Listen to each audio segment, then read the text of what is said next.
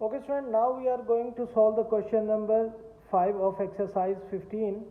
The statement of question number 5 is, find the unknown angle and side marked in each of the following pairs of congruent triangles.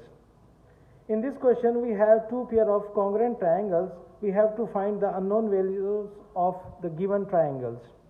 So in solution we will write that triangle ABC is equal and congruent to triangle X, Y and Z. If we take the one-to-one correspondence between these two triangles, we can easily find the unknown values. As we see that side AB is corresponding sides XY are equal to each other, so they are equal in length, and the corresponding sides BC is equal to the corresponding side YZ.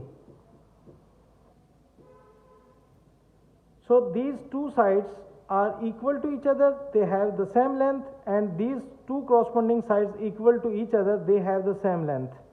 So the unknown value is X.